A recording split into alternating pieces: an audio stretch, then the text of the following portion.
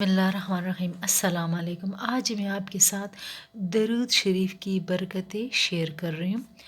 امام شورانی رحمۃ اللہ علیہ نے فرمایا، اے بھائی، اللہ تعالیٰ تک پہنچنے کے راستوں میں سے قریب تر راستہ ہے رسول اکرم صلی اللہ علیہ وآلہ وسلم پر درود پڑھنا۔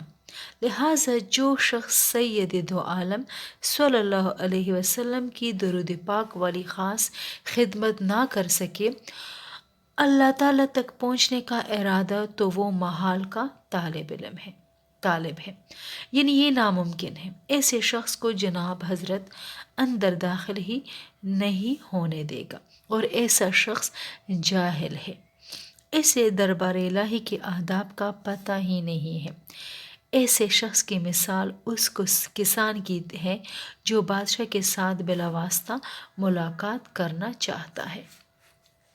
نیز فرمایا، اے میرے عزیز ساتھیو، تجھ پر لازم ہے کہ درود پاک کی کثرت کرے، کیونکہ جو رسول اکرم صلی اللہ علیہ وسلم کے خدام ہوں گے، سید الکونین صلی اللہ علیہ وسلم کے اکرام کی وجہ سے قیامت کے دن ان کے ساتھ دوزخ کے زبانیاں کسی قسم کا تعارض نہیں کریں گے۔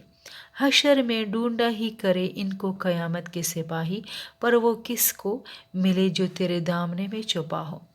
نیز فرمائے، اے میرے عزیز، اگر اعمال میں کوتاہی ہو مگر سرور دو عالم صلی اللہ علیہ وسلم کی حمایت حاصل ہو تو یہ زیادہ نافع ہے، اس سے کہ اعمال صالحہ بہت ہو لیکن سید دو عالم کی حمایت حاصل نہ ہو۔